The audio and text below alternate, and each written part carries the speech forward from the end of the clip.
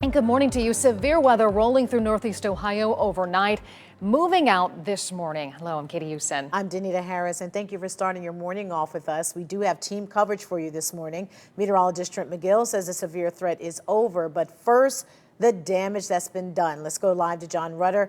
As daylight breaks, we're getting our first good look, John, at the damage that these 80-mile-per-hour winds caused in part of Northeast Ohio. Yeah, good morning, Danita. Good morning, Katie. And as that sun starts to come up and we get a little bit of light, we are starting to see even more damage than we initially saw and we showed you over the last hour or so. Another road, another series of trees that is down here in the Wooster area. We are on Smizer Road. There are a lot of trees down in this area, and Trent will probably talk about here in just a few minutes, but it's interesting to point out that all of them kind of pointing and facing the same area. You can see one tree even just completely snapped off, maybe 20 feet up, and that is a very large tree that is completely snapped in half down here in the Wooster area. You're seeing branches that have just been completely peeled off of the trees, and also leaves and other branches that have been completely peeled off. Also, take a look at this power pole. You can see it kind of bending there towards the right side of your screen. If we pan to the right, you can see some power lines going across the roadway, and it looks like something has maybe fallen on those power lines that's kind of pulling that power pole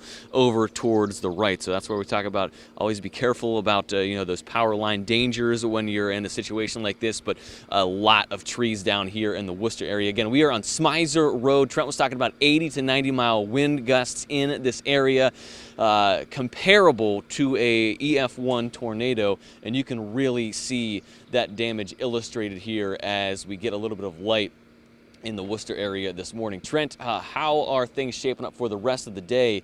And I was just talking to our photographer. That is really a perfect illustration of a lot of straight line wind damage with just how those trees are all headed the same direction. And that's one of the biggest differences. When we talk about like EF0, EF1, EF2, the wind, the speed, essentially, those gusts, man, yeah, 90, 85, 90 mile per hour winds are comparable to an EF1, but that's scattered randomly, right? Because it's a twisting. With this straight line wind there, you're going to see 10 to 15 mile wide path of that sort of damage that's right behind John right there. This is the storm. This was the second of 3 that rolled through overnight. And that right there, you see how that kind of rotates right there? That's called a bookend vortex. It's on the end of it, and you get a little bit of a rotation with that, and it pulls in, for one, some drier air, but it pulls down to the surface from the upper levels, the wind that bows that out, and that gives you that, and just terrible wind speed with that. And we saw that on the Doppler estimated velocities as well. Anywhere you're seeing pinks, that's over 60. Anywhere where you're seeing some of that whiter color, that really bright, that's near 90 mile per hour, radar estimated. Now, that's some big time damage. You saw that all the way from Worcester, parts of Ashland County through Wayne County, Holmes County into Tuscarawas County as it rolled through. That's why we're seeing the damage that we're seeing right now this morning. There was even, just got a tweet, reports near Huron, Erie County, of some wind damage. This was a squall line that rolled through. So there's widespread damage, but it's that little portion right there that's about 20 miles wide, 15 to 20 miles wide, that gave us the biggest chunk of damage. And we'll have more information, of course, as the sun gets a little bit higher and as we can see more. Now, the severe threat is over. We're just talking about flooding and the cleanup now. So water's got to recede, and we got to start cutting up trees and get them out of the way. And you see this little orange color that just pops into here? Guys, that's a heat advisory. We're talking about some of the hottest temperatures we've seen since last summer. Heat index readings well into the triple digits. We'll map it out coming up.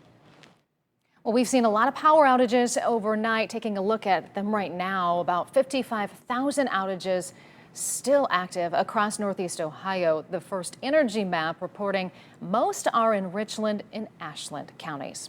So whenever there is dangerous weather in your area, you can count on us. We have you covered, everything you need on air and online with the News 5 app too. You'll get breaking weather updates and 24/7 access to the latest forecast and interactive radar, so you know what to expect before you leave the house.